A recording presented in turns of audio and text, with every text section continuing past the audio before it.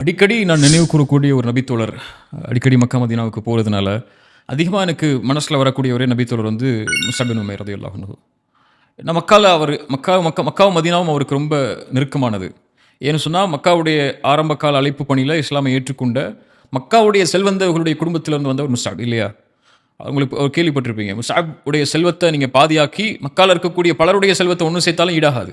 அவ்வளோ பெரிய செல்வந்தர் அவர். காலையில் ஒரு ஆடை, மாலை ஒரு ஆடை, இரவு ஒரு ஆடை, காலை உணவு, மதிய உணவு, இரவு உணவு அப்படின்னு வறுமை இருக்கும்போது கூட நறுமணங்களை பூசிக்கொண்டு தெருக்களில் நடக்கும்போது மாலை வரை நறுமணம் இருக்கக்கூடிய அளவுக்குள்ள விலை உயர்ந்த எல்லா ஆடைகளும் வசதிகளும் உள்ள ஒரு தோழர் அல்லாஹ்வுடைய தீனை ஏற்றுக்கொண்ட ஒரே காரணத்துக்காக வீட்டை விட்டு துரத்தப்படுறாரு. அம்மா வந்து போயிருன்னுறாங்க. அபிசீனாவுக்கு ஹிஜ்ரத் போகிறாரு, திரும்பி வர்றாரு. அவங்க அம்மாவை பார்க்காம ரசூலுல்லாஹி ஸல்லல்லாஹு அலைஹி வஸல்லம் பார்க்க போகிறாங்க.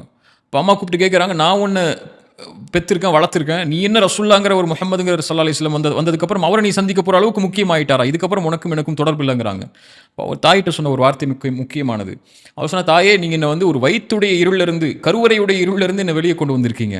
ஆனால் முஹம்மது ஸல்லல்லாஹு அலைஹி வஸல்லம் என்ன இந்த உலகத்துடைய அநீதத்தின் இருளிலிருந்து வெளியே கொண்டு வந்திருக்காரு. அவரை தான் நான் நேசிக்க முடியும் உங்களை விட. அவருடைய பாதையை தான் நான் தேர்ந்தெடுத்து போக முடியுங்கிறாங்க இல்லையா? ரசூலுல்லாஹி ஸல்லல்லாஹு அலைஹி வஸல்லம் அவங்களுடைய மார்க்கத்தை படிக்கக்கூடிய அந்த தோழர் மக்காவுடைய பருவத்தில் மதீனாவிலிருந்து அபிசீனியாவுடைய ஹிஜ்ரத்துக்கு அப்புறம் அக்கபாவுடைய உடன்படிக்கைக்காக வர்றாங்க. ரசூலுல்லாஹ் மதீனாவை கூட்டு போகணுங்கிற சில எண்ணத்தோட சில தோழர்கள் மதீனாவாசிகள் வர்றாங்க. ஒரு 10 பேர் வந்திருப்பாங்க.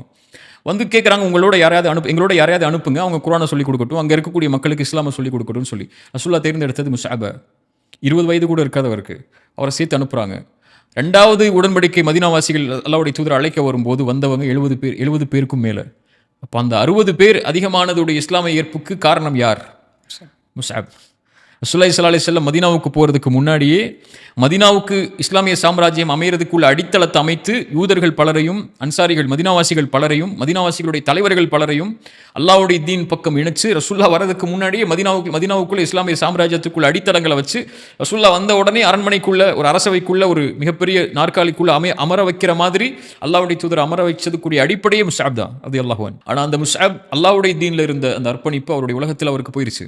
அதுக்கப்புறம் அவருடைய ஆடை கிழிந்த ஆடை தான். ரசூலுல்லாஹி ஸல்லல்லாஹு அலைஹி வஸல்லம் நிறைய முறை முஸ்அபை பார்த்து அழுதுருக்காங்க. இன்னும் முஸ்அப், அல்லாஹ் உன்னுடைய நிலைமை இப்படி ஆயிடுச்சு முஸ்அப், இப்படிப்பட்ட ஆடைகள் அணிஞ்சிருக்கேன்னு சொல்லி.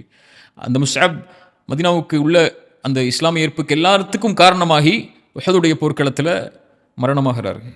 ரசூலுல்லாஹி ஸல்லல்லாஹு அலைஹி வஸல்லமுக்கு முன்னாடி முஸ்அபுடைய ஜனாசா கொண்டு வரப்படுது. தேம்பி அல்லாஹ்வுடைய தூதர் அழுகிறாங்க ஹம்சாவுடைய ஜனாசாவுக்கு அப்புறம். ஏன்னா முஸ்அபோடு அல்லாஹ்வுடைய தூதருக்கு இருந்த நெருக்கம் அவ்வளவு நெருக்கம். அதுவும் ரசூலுல்லாஹி ஸல்லல்லாஹு அலைஹி வஸல்லமுடைய தோற்றத்தை ஒத்த தோற்றம் மாதிரியே இருப்பார் முஸ்அப்.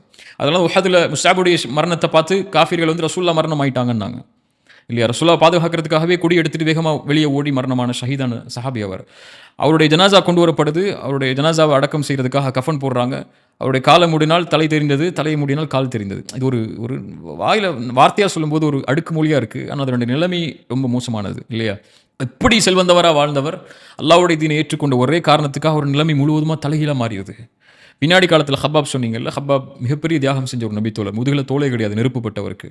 ஹப்பாபுக்கு முன்னாடி உணவுகள்லாம் பின்னாடி காலத்தில் ரசூலுல்லாஹ்வுடைய மரணத்துக்கு அப்புறம் இஸ்லாமிய சாம்ராஜ்யம் ரோம் பாரசீகள் அமையும் போது அவருக்கு முன்னாடி வைக்கப்படுது உணவுடைய விரிப்புகள் எல்லாம். ஹப்பாப் சொல்கிறாரு, அந்த உணவுகள் அந்த அலங்காரங்கள் எல்லாம் பார்த்ததுக்கப்புறம் எங்களோட முஸ்அப் வாழ்ந்தார், அவர் இப்படிப்பட்ட நிலையில் இருந்தார், மரணமானார், அடக்கம் செய்ய போனோம், அவருடைய காலை மூடினால் தலை தெரிந்தது, தலையை மூடினால் கால் தெரிந்தது. அவங்களுக்கு அப்புறம் இந்த உலகம் எங்களுக்கு விசாலமாக்கிருச்சு. அவங்க சொன்ன வார்த்தை முக்கியமானது. நான் பயப்படுறேன், அல்லாஹ் வந்து நாங்கள் செஞ்ச நலவுகளுக்குரிய கூலியை இந்த உலகத்திலேயே அல்லாஹ் முற்படுத்திட்டானோ, கொடுத்துட்டானோ, அதனால தான் எங்களுக்கு இவ்வளோ வசதிகளும் அவங்களுக்கு அப்படிப்பட்ட ஏழ்மையான மரணமும் அல்லாஹ் கொடுத்தானோ அப்படின்னு சொல்லி ஹப்பாப் நினைவு கூர்ந்தாங்க. இப்போ அவ்வளோ நெருக்கமான ஒரு தோழர், ஒரு வரலாற்றை படித்ததுக்கு அப்புறமும் அதை மக்களுக்கு எடுத்து வைக்கணுங்கிற ஆர்வம் அந்த வரலாற்றிலிருந்து வரும்போதும் எனக்கு நெருக்கமான தோழர்கள் ஒருவர் முஸ்அப் ரலியல்லாஹு அன்ஹு.